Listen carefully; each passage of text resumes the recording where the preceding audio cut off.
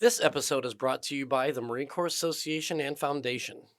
The Marine Corps wants Marines at all levels to be able to make sound and timely decisions, and Marines can hone their decision-making capabilities by being put into situations that require them to think critically.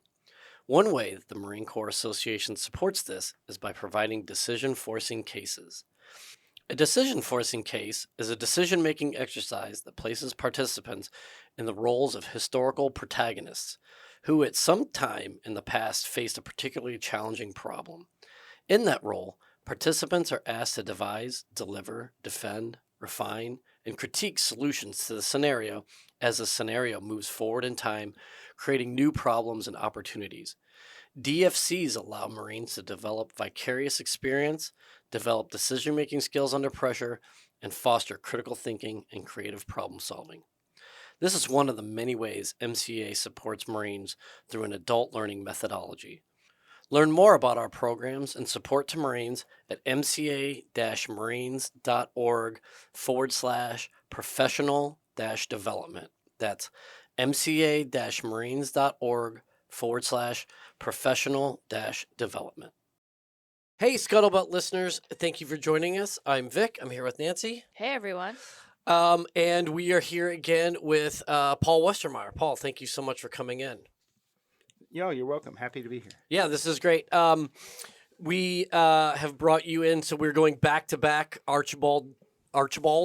Last month we did Archibald Henderson. The two Archibalds. No, yes, we got the tale of two Archibalds. Yeah. And just as a refresher for our listeners, this is part of our Road to 250 series where we are exploring the really rich and unique history of the Marine Corps, its impact on the nation, its impact on the global community as we are counting down to the Marine Corps' 250th birthday. If you missed last month's, Paul was in here talking about Archibald Henderson, the grand old man of the Marine Corps. Really fascinating, providing a lot of the context behind it. And we're not doing a Mythbusters thing, but I do find it fascinating that sort of really thin line between legend / mythology and what actually happened. So we'll continue to dive deep into these icons of Marine Corps history. Archibald Gillespie, being a California guy, Archibald Gillespie's super fascinating to me. We were talking a little bit in the pre-show about some of the various hooks that people hang their hats on when it comes to the lore and legend of Archibald Gillespie's exploits and his impact on California and its ascension into the Union. So, Paul, again, thank you so much. Let's kick it off.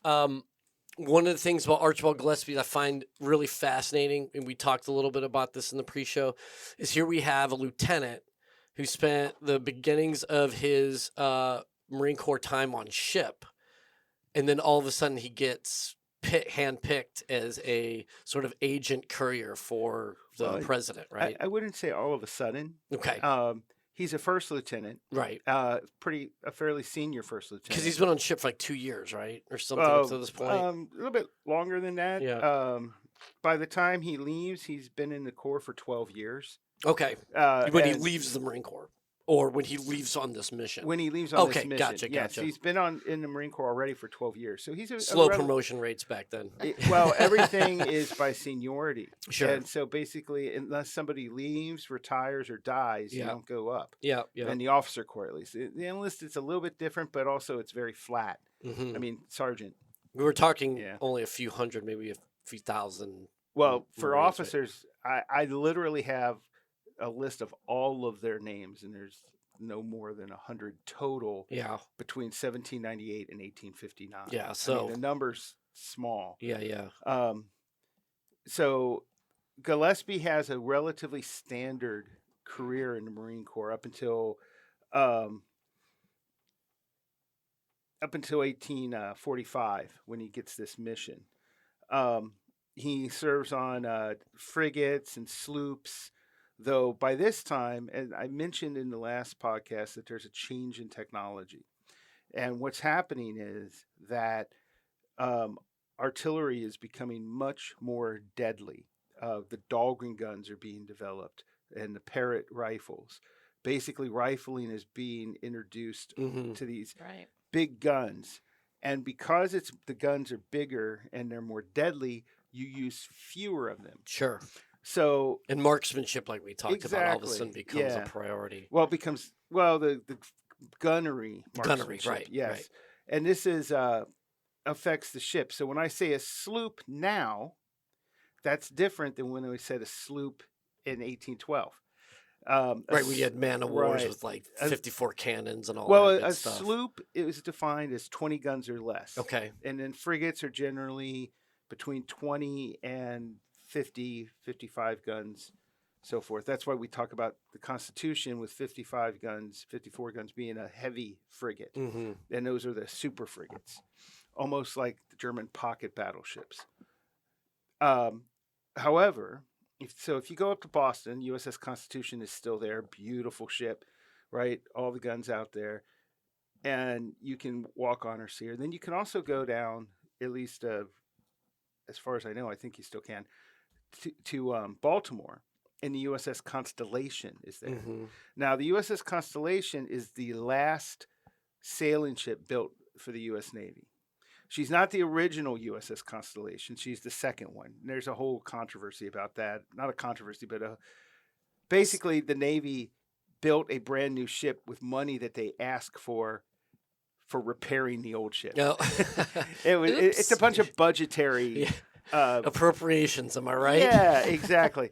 At the time, and so she's built in 1854. But here's the thing: she's the same size, actually a little bit bigger than the U.S. Constitution, roomier, but she's only 20 guns. So the USS Constellation is a sloop of war, and the Constitution's a frigate.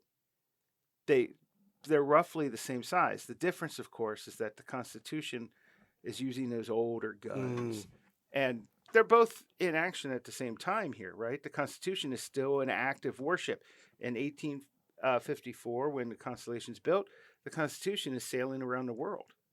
So the technology is changing, but We see that now. I mean, Yeah. being an AAV guy, even though I was out, the battalions had ACVs and AAVs on the ramp at the same time. exactly. Yeah. So, so when I say that he's on like a sloop or these sloops that we have off of California, they have the firepower. In fact, they have more firepower than those old super heavy frigates. Interestingly, Gillespie also served on the USS North Carolina, which was one of our very first 74-gun ships of the line, which we built after the success of the Navy in War of 1812, and which never really got any use because their only use is against other big navies. Yeah. And who do we fight next? Mexico and the Seminole Indians, neither of whom are known for their massive navies. Gillespie's career is mostly in the Pacific, with the Pacific Squadron, and like I say, he's got his career. If you look at it, it looks like your typical Marine officer of the time period. He commanded one of the larger Marine detachments, and he's coming off of 2 years of sea duty. He's coming back, and he's in Washington, and he gets orders to go see the president. And this is not unusual. Marine officers at this time are often being given these duties as couriers or agents of the Secretary of the Navy or the President, sometimes of the Secretary of the Interior. In the 1830s, during the Trail of Tears, several Marine officers were basically sort of seconded as Indian agents to take tribes along the trails, and we have some of their letters. Marines are sent as couriers to ambassadors and consuls overseas and so forth. This is very common. Yeah, this is really interesting to me, just to put it into context. So, obviously, we're looking at a much larger force currently. We're at 175, 180,000 Marines. So the idea of a single lieutenant being plucked out of that pool And to called get- into the yeah, president's yeah, but like office. what the hell? It's like a movie. It is, and so just to provide a anecdotal evidence. So I had a lieutenant when we got to Iraq who had essentially grown up with the Gurganis family because they went to VMI. He and his Gurganis' son had gone to VMI. He went to his son's wedding, where General Gurganis was there, and so then we're in Iraq. General Gurganis, I think, was Marine Forces Iraq commanding general or multinational forces. It was just really up there, and so we get this sort of thing, and they're emailing back and forth like directly via, and like, hey, I'm in this battle space, and General Gurganis like, hey, it's Christmas or whatever, I'm gonna come see you. And so all of a sudden I start getting all this stuff coming down the pike, like, who the hell is this lieutenant that General Gurganis wants to visit like over Christmas? And I'm like, I don't like. They go way back. Apparently, like it's not me. He's not like about to get court-martialed or whatever. Anyways, it was just really funny. And like, of course, the entire entourage is coming down, and still, even while we're there, they're visiting. Like, who the hell is this? And they're all pronouncing his name. I don't want to say his name, but like, they're all who is this? Saying his name improperly. And anyways, just to provide the counterbalance is like I can. But you're saying it wasn't that uncommon. Right, So he's like, and- I want well, Gillespie. there People are like, oh, you got him. There's actually a small surplus of Marine officers who were at Marine Barracks, Washington. Mm-hmm. A lot of them are young second lieutenants who are training. Some of them are training the officers. And then there's a surplus of officers who are awaiting their next assignment and who are there basically ready to serve. At They the call need. them Mike Company now at a TBS. All right. Well, they're just, they might be told, hey, we need you to escort lady such and such to a ball, or we need you to take these messages to the consul in London. Yeah, That kind of thing is what happens. that's so cool. And so Gillespie gets called in for this, and Polk, Gillespie's mission. This is common, but the mission is the most famous of these.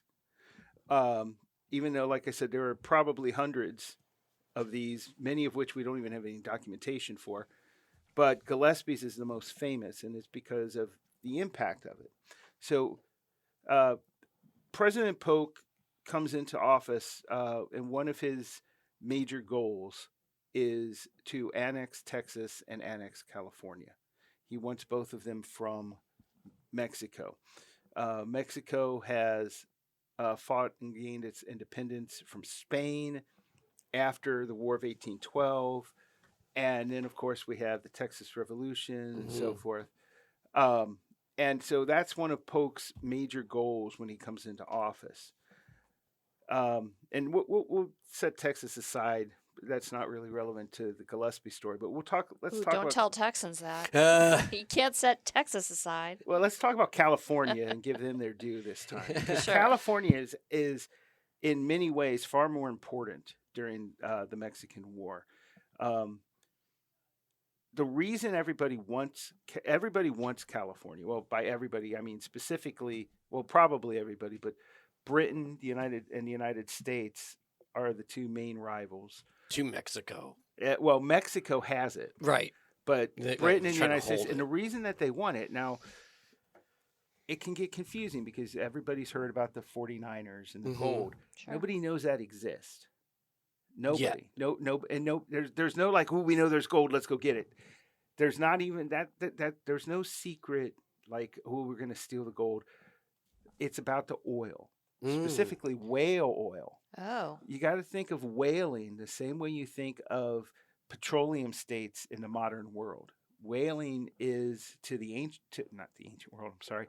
Whaling is to the 19th century what places like Iraq and Iran and OPEC nations, that kind of oil is to the modern world.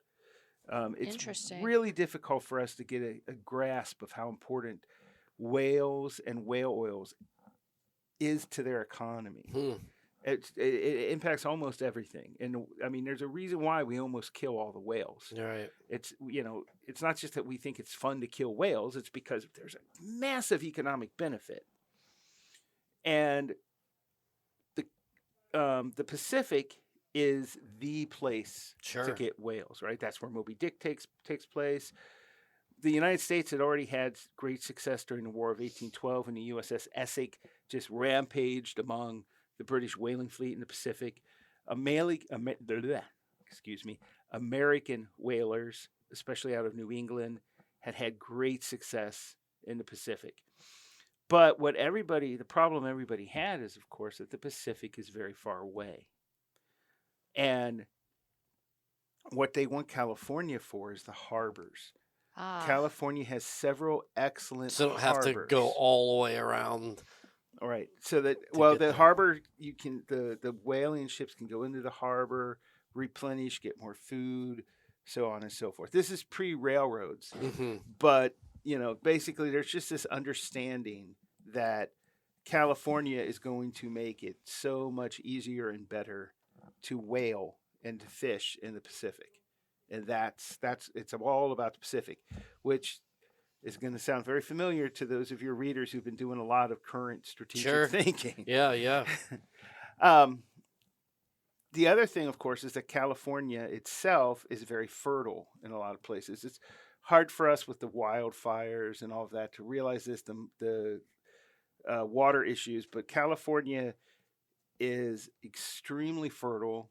It's a bit of an island, actually. It's not literally an island, but it's very similar. Well, I mean, growing up there before all of the massive overdevelopment that's occurred, I mean, my dad used to go for runs through orange groves that were just obviously not that far because he could run to them. And they were just hundreds and hundreds of acres of just like wild growing orchards, orange trees and fruit trees and all these things that were just there. Exactly. Yeah. But that's in California proper. Mm-hmm. And like I said, the reason I call it an island, obviously we all know it's not an island, but it's isolated. In the south, you have these deserts that block it from Mexico. And you're talking about like Arizona, New Mexico, that kind of stuff. Okay. Very difficult to cross. Right. In the east, you have the Rockies, which form, there are passes, but a big barrier. Sure. Right. And then up to the north, you have just hundreds. Well, first off, there's not much up there, but even if you go up there, there's that massive forest. Mm-hmm. So California is isolated. It's technically a part of Mexico. It was a part of Mexico when Mexico was part of Spain, when Spain controlled it.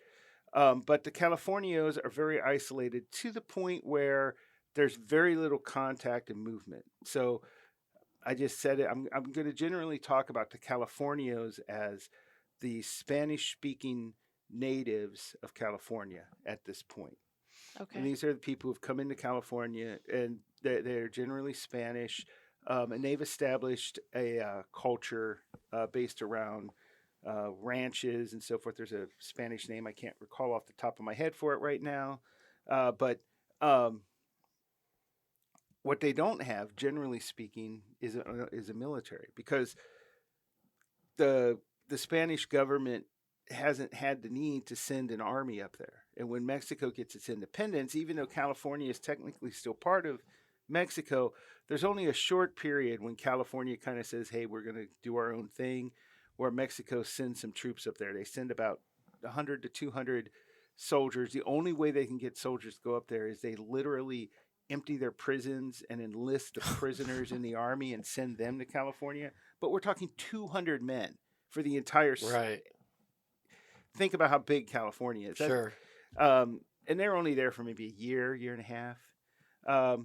So California has this ranch. This California is probably like, oh man, these guys are harsh in my buzz, man. Well, somewhat. Along with the ranches, they have the mission culture where you have, and that's the other thing, is that the majority human population in California at this time are the Native Americans. Mm-hmm. Most of them are tribes, and they're just themselves. Yeah, ruled they're by- not like on the level like Comanches Right. or Lakota or Sioux. Well, I mean, no, they I were just pretty mean that chill, they're right? independently ruled by themselves. Yeah. And then there are Native Americans who have converted and who are living on the missions. So you have the Spanish, the sort of the upper class Spanish owners of the ranches, the dons, if you will, and you have ultimately, I think they called them peons, the Native American converts or conversos who did most of the agricultural labor. But you had an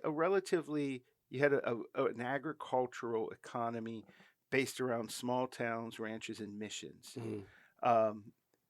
surrounded by a lot of empty land and Native Americans who had a relatively calm, by the time we get to the 1830s, 1840s relationship. I say relatively. Yeah. But what you get is, of course, throughout this time period, more and more explorers and so forth coming from the West, from all over the place. Germans, Dutch, Americans, French, British. Because of the whaling. Right. Well, also because they're just land, right? The Oregon Trail and so forth. Okay, gotcha. And adventure. Yeah, the frontier. idea of we're going to expand and conquer California, or we're going to the manifest destiny of the nation, that type of thing. So we want California specifically because we, even more than California for the whaling, we don't want the British to have California. And so Polk is determined to get California. His preferred way to get California is for the Californians to rise up in revolt against the Mexicans and then petition to join the United States, like Texas does. His next preferred way is to simply buy California from Mexico. His least preferred way that he does not want to do is to have to invade California or fight a war with Mexico. He really doesn't want to do that. But unfortunately, as we're going to see, that's what ends up happening. And the scope of the whys and wherefores of the Mexican War is beyond this podcast. But so Polk knows that he's pushing for this, and he's determined to make these things happen. And so he sends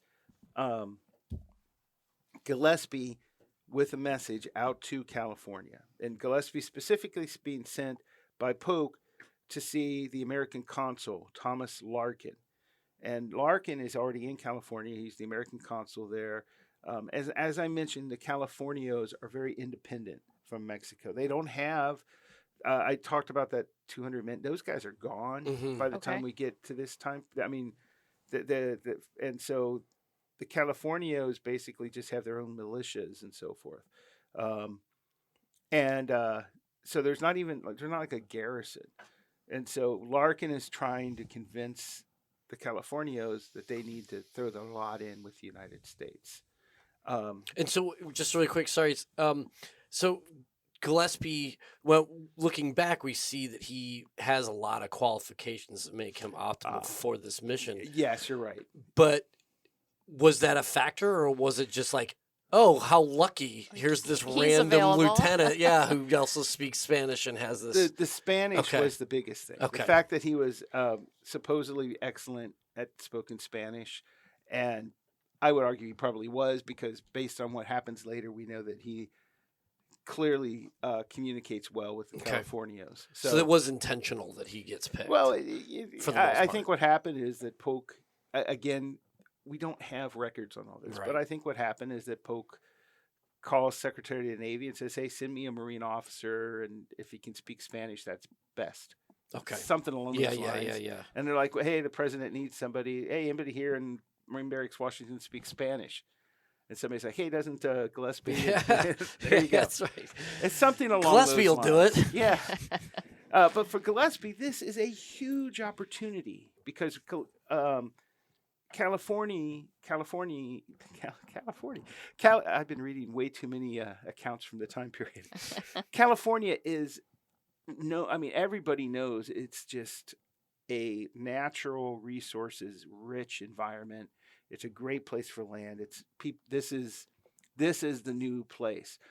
It's often because of shows like Yellowstone or whatever, we forget that the Great Plains are just a road that you take to get Yeah. to what matters Yeah, yeah. in American history. Right. I hate to. I'm a Midwesterner. I'm from Ohio, but the fact is, once you get west of the Mississippi and east of the Rockies, are generally a road until we realize, oh wait, you can farm this and make a lot of money. But at this time period, that's just a road. Mm-hmm. And it's not only just a road, it's a road that's got the Comanches, who are the best light cavalry in the Yep. world, possibly the best light cavalry ever, and a huge, powerful, warlike nation smack dab in the middle that the people have to deal with, and not to mention all the other Native American tribes. So there's a lot of difficulties getting across there.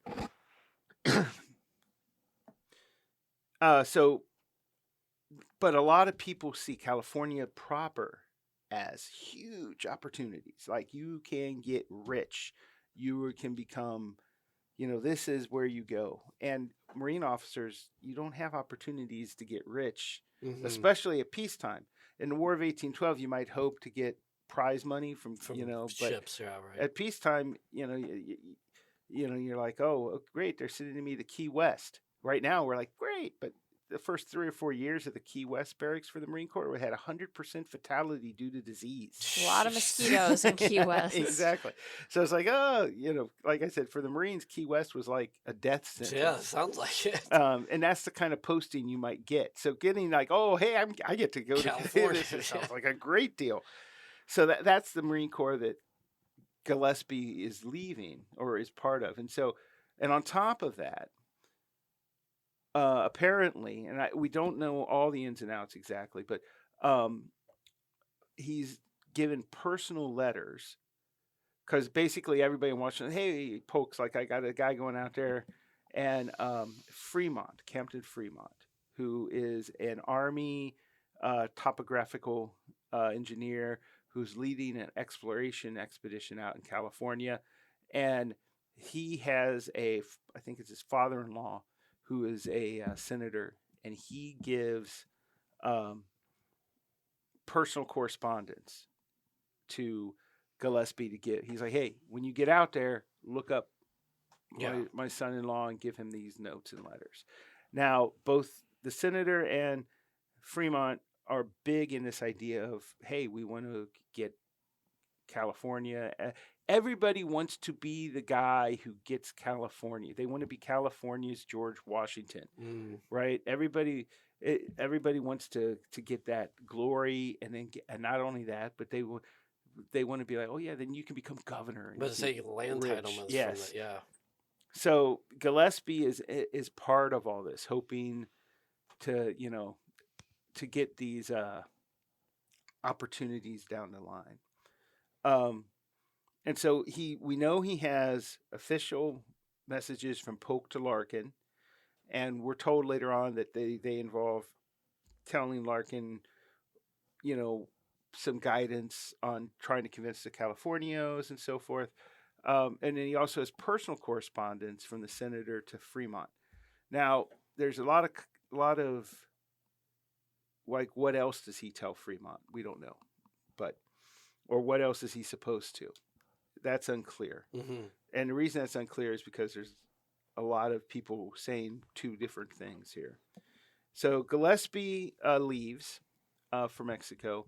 He sails to Mexico, crosses Mexico, and then meets the American fleet on the west coast of Mexico, which the American fleet at this time is often pulling into these Mexican ports. We're not at war yet. And then he sails to California, though they don't go directly to California. They go first to the Sandwich Islands, which was the name at the time for Hawaii. Oh, Right. Okay. So he sails to Hawaii, and then from Hawaii to California. When he finally gets to California, and he meets Commodore Sloat, who's the commander of the Pacific Squadron, passes stuff on and is sent to Larkin. And then after he passes on his official messages, which again he had destroyed in Mexico, so he just said, "This is what I was told to tell you." And now, what's interesting is at this point, we are at war with Mexico, but nobody in California knows that. No, because everything takes forever, Makes right? it complicated. There's no radio, there's no Well, it reminds me of telegraph. the War of 1812. Like the war was over, but yet Battle of New Orleans Exactly. happens, right? News only moves as fast as humans can move it. And as I mentioned, California is isolated from Mexico. There's no message service through the desert and so forth. So and we had already jumped the gun once in 1842. In 1842, Captain Catesby Jones of the Navy was told erroneously that we had declared war on Mexico, that we were at war with Mexico. And so he landed and conquered California. It lasted for about half a day, and then he apologized. A valiant like, effort. Well, I mean, the Mexicans or the Californios surrendered. I mean, he comes ashore, he says, "You are now part of the United States." And like I said, it lasted roughly half a day, maybe a day, and then was over. "Oh, we're sorry about that misunderstanding. We thought we were at war. We're not. Please go back to what you were As doing." you were. Yeah. Yes. Forget any of this happens when I do it again when we are at war. Obviously, this didn't Pretend like do you didn't great see it coming. things for Jones' career in the Navy. And Commodore Sloat was very hesitant to make any quick actions. His orders, of course, were as soon as Mexico and the United States went to war, he was supposed to seize California. But there were starting to be rumors. There's nothing confirmed. So, because the United States and Mexico are kind of dancing back and forth, or were dancing back and forth with the border in Texas. So we don't know that we're at war. He's delivered his messages to Larkin and to Sloat. They have the official, whatever they were, they have the official word. And then he's like, "Hey, I was told to look up this guy." And they're like, "Oh, well, Fremont has been kicked out of California by the Californios. The governor of California kicked him out because he was causing unrest among American settlers and so forth. And so he's been ordered to head out. And you're a few days behind him. He's supposedly going up to Oregon." And so, but if I could back up just really quick, so kind of where we're diving into some of the legend and mythology. One of the things that Gillespie does, other than destroy the official communications, is he also starts to look the part, right? So he sort of is getting, right? Doesn't he he dons a sombrero? He's not dressed in any sort of official capacity. No, he doesn't wear a Marine uniform as he goes across Mexico. He dresses as an American businessman. In Mexico. So now, I mean, when he shows up with these, they had to have been like, "Who in the hell is this guy?" Well, I suspect he had his uniform in his trunk. I see. Okay. And then when he, so once he's on the Navy ships, then he. Gotcha. Remember, he travels from the west coast of Mexico in a Navy ship. Yeah, and they know who he is. He wasn't just like what he had on his back. Yeah. Yeah, exactly. So, anyway, he's told, "Hey, okay, well, Fremont is heading that way," and so he gets on a horse and he starts trying to catch up to Fremont. And he does at a place called Klamath Lake. And here one of the more unfortunate events occurs. Fremont, who has had lots of run-ins with the Native Americans throughout his exploratory trip, had some sort of a minor conflict with the Indians. And so he and his troops, the day after Gillespie gets there, he passes on his messages to Fremont, but before they head back, after hearing and reading all the messages, Fremont and his men commit the Klamath Lake Massacre, where they wipe out a Native American tribe in retaliation for supposedly attacking them. It was like a nighttime thing, right? They were all sleeping and all. It's unlikely that they were actually attacking the proper tribe. But anyway, so it's one of the many. The Native Americans are barely involved in the Mexican War in California. This is about the last time the tribes basically just kind of back off and let the Americans and the Californios fight it out after this. Fremont, after this action against the tribe at Klamath Lake, and he and Gillespie, Fremont decides that war is imminent, and he needs to go back and bring and start this sort of revolution or freedom movement. The idea being that he will convince the Americans who have settled in California to revolt against the Californios, which is somewhat upsetting to Larkin, because Larkin, of course, has been trying to convince the Californios to throw in their lot with the Americans, and it's kind of hard to do that when you get a bunch of American illegal immigrants, if you will, rushing down and attacking everybody. They declared a bare republic. They start writing constitutions. Gillespie seems to be one of the more learned individuals involved. And they raise a battalion of volunteers. And Gillespie is basically given second in command. Fremont's the commander of this battalion. And they basically take much of Northern California. They declared a California Republic and so forth. Was it a pretty sort of brutal campaign, or was it very similar to how the Mexicans, like, once you see the presence of troops, folks are just there was like, some fighting. Okay. There was some fighting, but I would not call it a brutal campaign yet. Okay. The Californios are still kind of, well, first off, they're in north around Sonoma and so forth. There are more Americans than in the south. Where there are a lot more Californios. And at the battalion, it's the California Battalion of Mounted Riflemen. And at first, Sloat is very upset with all of this. He's like, what are you doing? But then the declaration of war comes through. And when that happens, then they declare California part of the United States, and they basically abolish the California Republic. Again, the Californios are not party to any of this. Right. The battalion that they had raised, that Fremont is now brought into U.S. service officially. And basically, Sloat is replaced, and this was a planned relief by Commodore Stockton. And so Stockton comes in, and he's like, hey, I'm here to take over. Your time is up. It wasn't a normal rotation. A normal rotation of command. It just happened to occur at this time. And Stockton is much more aggressive than Sloat was, and much more. So he's immediately much more sympathetic to what Fremont and Gillespie have been doing. Do we have any idea what was in the personal correspondence? We don't, and that's where there's a lot of. Because there are court-martials for Fremont's court-martialed afterwards and so forth.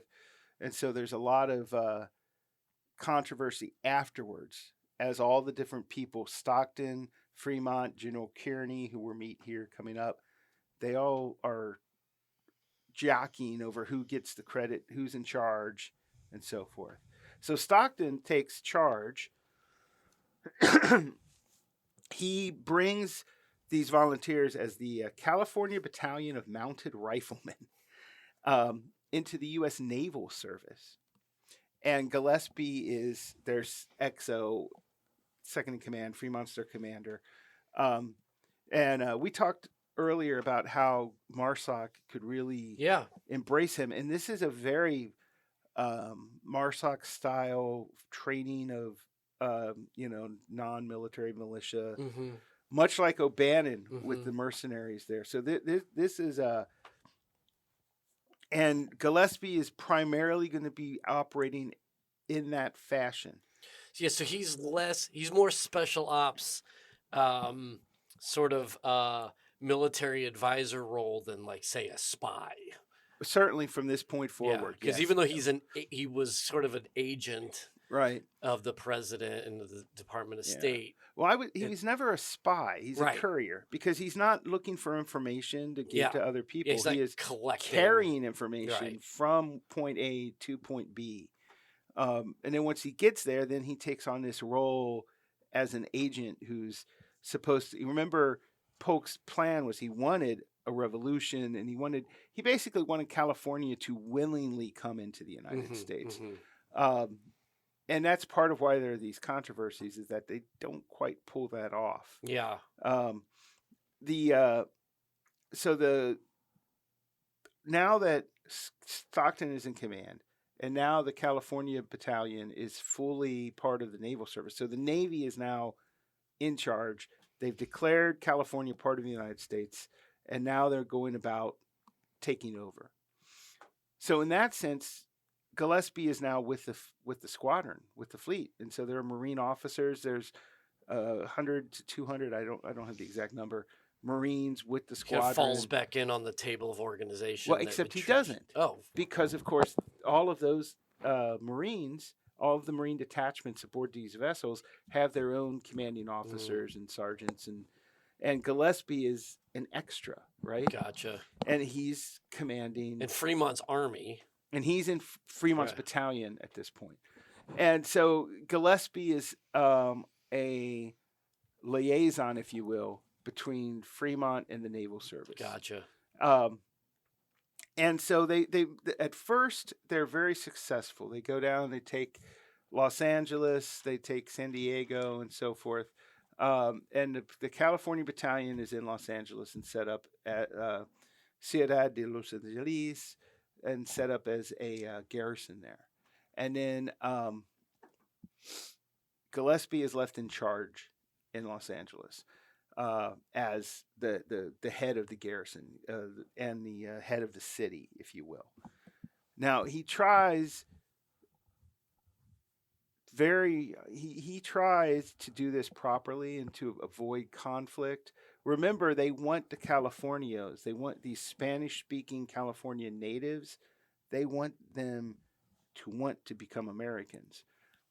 And so, but on the other hand, the California Battalion is made up of frontiersmen, right? Right. So these guys are mostly, they're English-speaking Americans. and right? they're very into drinking, and they're very into Weird. Unheard of. Yeah, they're not particularly disciplined, and so there are conflicts where their intrusion into the relatively quiet, I won't say regimented, but let's say very specific life of these cities or these towns, really, and the ranches and the missions. They're causing upset. And of course, again, the Californios weren't asked. They were just They told. were just told, "Hey, we've declared that you are now Americans." That never really goes over well. Yeah. So the troops pull out, most of them, but Gillespie and a small force, 25 to 50, I don't remember the exact number, of the California Battalion are left at the garrison of Los Angeles. So they're heavily outnumbered, obviously. The rest of the California Battalion heads back north. Within 2 weeks, they're pushed out. There's basically the Californios rise up in revolt and say, "No, we're not doing this." It's hard to judge, in my opinion, how much of this uprising is because Gillespie did a bad job, or and how much of it was inevitable. Yeah. I tend towards inevitable. Just such a small force. Yeah, but Why not? Just exactly. give I him mean, the boot. Gillespie himself is our primary source, so of course, Yeah. And as I mentioned, by this point, we are at war with Mexico. That war is going on, not particularly successfully in the West. By which I mean that we're defeating the Mexican armies in Texas and so forth, but this is long before Scott's famous march on Mexico City. Basically, we're discovering that defeating Mexican armies in Texas doesn't convince them to surrender. So, or to give up. Right. And we're discovering that, the Californios want a say in their government. And so they rise up.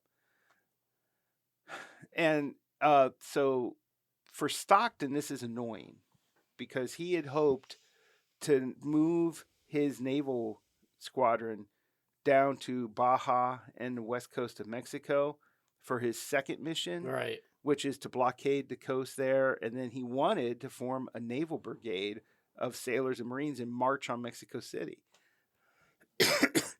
But you can't do Because he any of wants that. to be one to plant the flag. Right. Well, Or raise the flag, rather. He thinks he's conquered California, but of course he hasn't. Yeah. The Californios raise up. And this is a really good example, it sounds like, of where sort of tactical success isn't translating into like strategic objectives. I would argue yes, in that they're not necessarily really even tactical successes. Okay. It's more like you show up and everybody's just wondering, what do we do? The numbers are small, Yeah. It's true that there's no army. There's no Mexican army in California. So basically, the governor's got to be forming up militia units. Most of it are the Mexican cowboys who are incredibly skilled horsemen. But the Californios are not particularly well armed. Relatively few firearms, very few, if any, artillery pieces. It is, and so that's one thing that's going to be true throughout the campaign, is that the Americans have lower numbers, but they are consistently better armed than the Mexicans. So when Gillespie and his force is forced out of the garrison in Los Angeles, they retreat to the sea to San Pedro, where the USS Savannah is, with a Captain Mervine, and he tries again. He forms a column of sailors and Marines and Gillespie's troops, and Gillespie and them, they go back, but they aren't able to break through to Los Angeles. And so Stockton basically, he has to start rethinking things. He realizes he's got a real war on his hands. And what he ends up doing is he takes his squadron down and he occupies San Diego. And the plan is to turn that into a base. And so he occupies San Diego, he fortifies San Diego, and he starts drilling his sailors for fighting on land, basically turning them into soldiers. And the Marines, of course, are already there. But and so that's going on. And Gillespie's down with that group. Meanwhile, the army is also involved in wanting to conquer California, but they're not coming from the sea yet. They're actually sending some troops, but they're not going to show up until after everything's over. The troops, because they have to go all the way down around the south coast of South America and back up again. Instead, they're sending an army. Well, it's supposed to be an army, but it's really a force of dragoons. It's going to end up being around 150 men under General Kearney. And Kearney's job is to conquer New Mexico and Arizona and then move on to California. And so he has, I think it's called the Army of the West. And he takes those places relatively easily, but with some minor fighting. He's preparing to move on California when he gets a message from California saying, California has been conquered by the Navy. It's pacified. And so Kearney's like, well, okay, so I'm only going to take 150 men then. Because remember the mountains, and remember he's down in Mexico. He's got to go through, as the Marines will know, Death Valley. The area is around 29 Palms. Nobody wants to go there. Nobody wants to walk through that area. So Kearney makes, and he's led by Kit Carson, the famous, who actually brings the first message saying, California's conquered it. And Kit Carson's leading him back through the deserts and the mountains. It's a really impressive march that the Army's first Dragoons do. But it's extremely tiring. So when they get to the other end, when they finally reach California, they are exhausted. Um, and Kearney sends some messages ahead, and he discovers, oh, California is actually still at war. It's not conquered, and so on and so forth. And Stockton hears about this, and he sends Gillespie to basically lead Kearney into San Diego so Okay. that they can form up. Gillespie meets Kearney, and this is one of the more interesting things. They have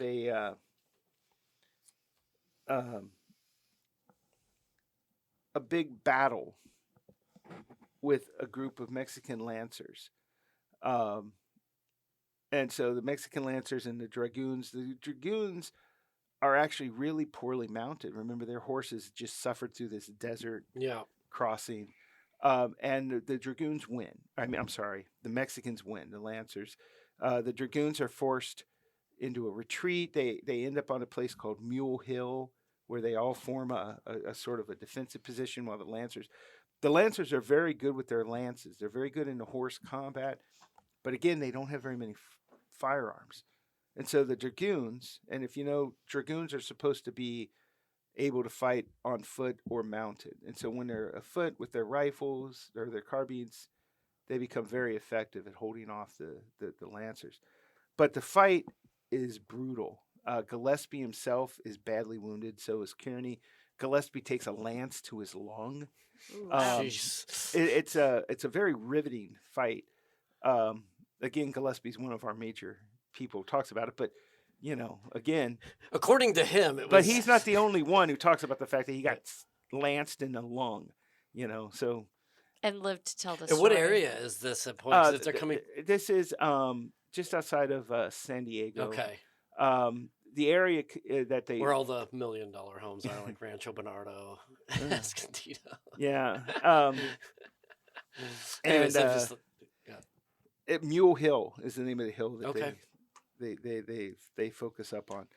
And after a few days, the Mexicans decide to move away, and Kearney and his troops get into San Diego and link up with Stockton. So now you have Kearney and 150 or so dragoons in San Diego, and then you have Stockton, who's got maybe, I think, 600 sailors and Marines. And the sailors have been spending about 2 months training in infantry tactics in order to form up. And so they form a column to march on Los Angeles in order to complete the conquest of California. And despite his wounds, Gillespie's a big part of this. He comes with them, and That's wild. yeah, he's still there. But the problems start, of course, that Stockton says, my orders tell me I'm supposed to be in command. And Kearney says, my orders tell me I'm supposed to be in command. Classic. The Navy does not have flag officers at this time, technically. Hmm.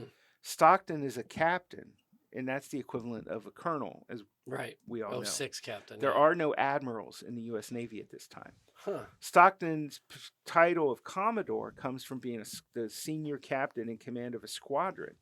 Now, a Commodore is technically the same as a brigadier general, but it's not an official title, and a brigadier general is. And a brigadier general, of course, is supposed to be the commander of a brigade.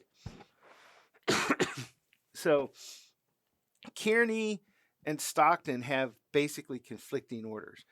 Kearney says, well, the Department of War has told me that I'm supposed to take over California and be the governor of California. And Stockton's like, well, the Department of the Navy tells me. And so, but they do work together. Kearney recognizes to some extent, Stockton recognizes that Kearney's has better land combat command credentials.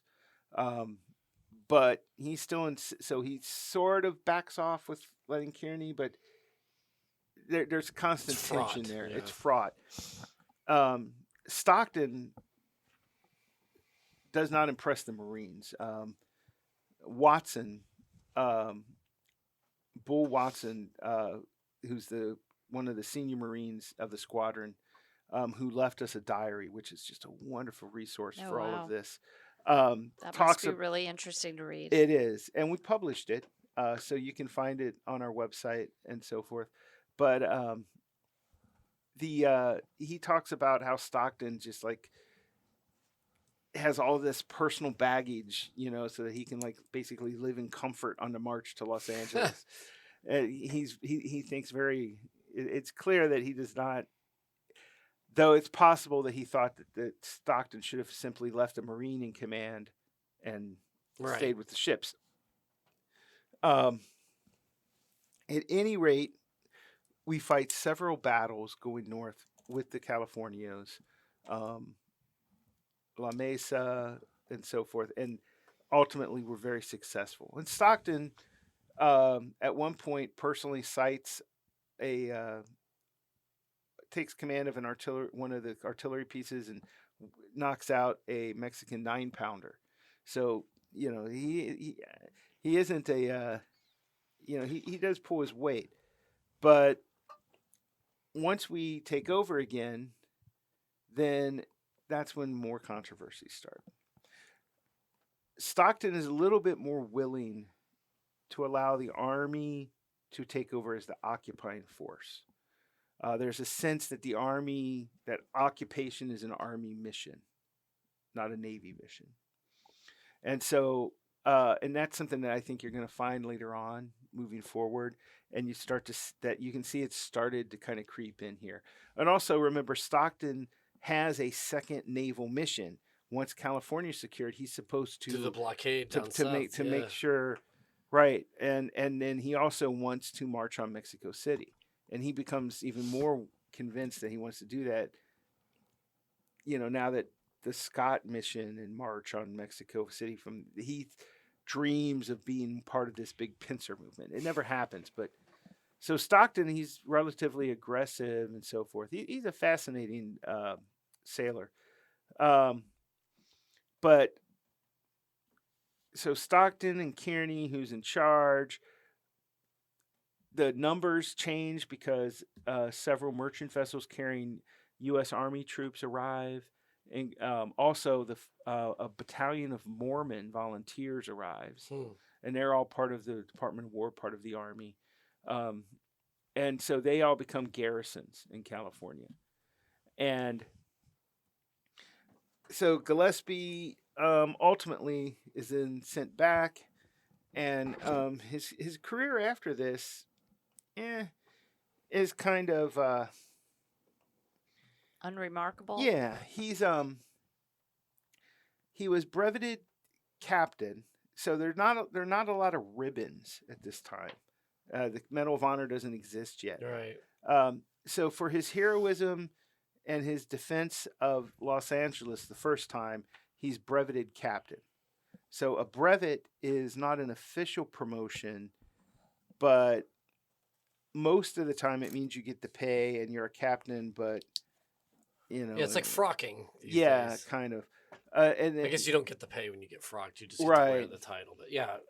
It's a kind of thing that they give out as awards. Right. And then he gets breveted to major for his heroism at San Pascual. That's the battle where he gets lanced. And so in 1847, he ships back and so forth. And by this time, Fremont's going back. And Fremont had clashed with Kearney, who was like, hey, I'm in the Army, you're in the Army, you do what I tell you. And Fremont's like, oh, but I've got this special mission. And no, the California Republic. And so Fremont gets sent back. Fremont's court-martialed. There's a bunch of controversy between Fremont and Kearney. And Gillespie is ordered to testify in all of these. One of the truisms of this period, for the Marine Corps specifically, but for the U.S. military broadly, is every war seems to follow a bunch of court-martials that basically are really all about who gets credit. Yeah.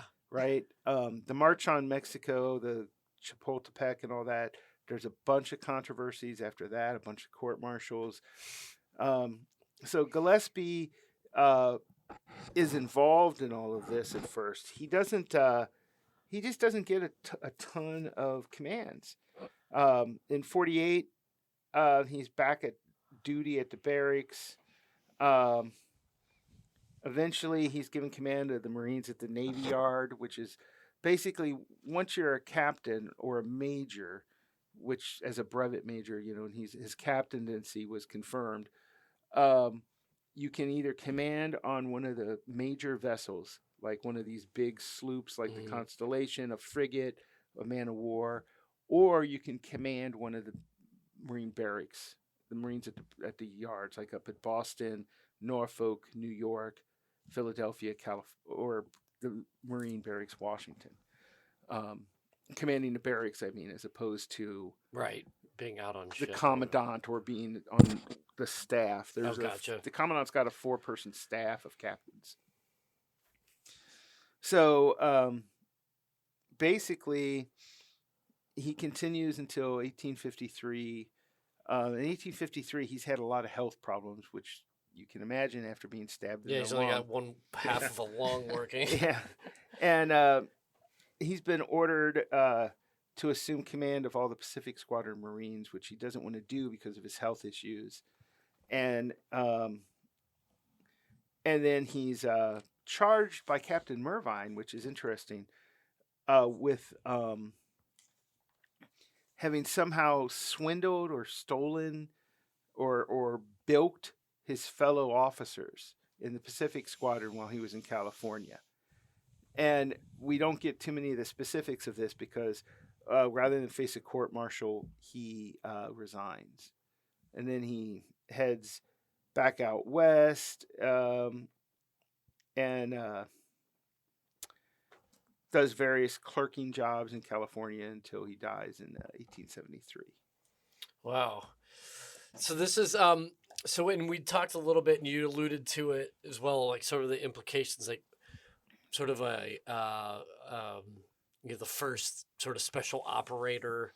We alluded to some of the mythology that somebody lists him as a spy because he was like labeled as an agent and he was, carrying official communications and things. But really, this was just sort of the state of play for Marines at this time. Like we talked about, Presley O'Bannon out of North Africa. We got Gillespie. Well, O'Bannon, of course, is acting as he's not necessarily an agent. He's a Marine detachment. I'm just commander. talking about like this idea of like these very Unusual small things, cadre of Marines or even single people like Gillespie that are then embedding, developing, starting up things. And well, sir, what's fascinating is that the Marine Corps in this time period, there's very little movement. There's little chance for advancement. At the same time, there's a vast amount of responsibility and authority invested in these very junior officers who have no recourse. They have no ability to say, "Hey, what do I do here?" Right. Excuse me. They just have to figure out the next play on their own. Exactly. Now, I mean, most of the time they're, of course, on a ship where there's a Navy captain, but they're often on their own, and in some cases, during the Mexican War or the Seminole War, they're not anywhere near anybody senior, and they're just holding an outpost on their own, and they have to, or leading. Semper Fi, Mac. Exactly. So they have to they have to have a great deal of initiative and a great deal of intelligence, and they have to understand what the goals of their superiors are, what they want to have accomplished. But it's a fraught, as I can say, Gillespie, despite a lot of people would argue performing heroically, performing well, doing basically everything Polk could have asked of him, and then basically kind of gets run out of the Corps, and dies probably a pretty unhappy man. He doesn't get the he doesn't become vastly wealthy. He's a lot better known now than he was when he passed away. Yeah. Oh, tragic. Yeah. Well, did you have anything? No, it's such an interesting story. Yeah, it's especially again, being a Californio myself, to hear sort of how all this came to be and the role that Archibald Gillespie played. So, Paul, thank you so much for coming in, Love to come here. sharing a little piece of Marine Corps' 250th history with us. We need to make this into a movie. Someone needs to make this. Yeah, into a right. It's movie. pretty cool. Yeah. Let's get to work on the Yeah, screenplay. and we've got to just We've already workshopped it over here. dramatize it. Yeah, but yeah, Quite often he ends up lost in Fremont's story, right? Fremont, I think, already has a movie or two, and Gillespie's Yeah. a side character. But also too, you've got Stockton, and then what was the Kearney. Kearney. So Yes. you've got those two real big personalities Oh yeah. in there too. So really fascinating stuff. Again, Paul, thank you so much Thank you for joining us. sharing a tale of two Archibalds with us. Great. And we'll talk to you soon. Thanks. Looking for insight, inspiration, and community? Tune in to Behind the Camouflage, the podcast made for Marine Corps spouses by Marine Corps spouses. We cover everything from navigating military life to finding joy in the journey. Subscribe now wherever you get your podcasts and stay connected with those who understand. Scuttlebutt is a production of the Marine Corps Association. You have heard the voices or contributions from Major Vic Rubel, USMC retired, Nancy Litchman, William Truding, and our guest. Ty Frazier is the editor, sound engineer, and technical producer. The Marine Corps Association is not an agency of the U.S. government. The opinions expressed in this episode are the personal views of the participants and do not reflect the official position of the United States Marine Corps, the Department of Defense, or the Marine Corps Association.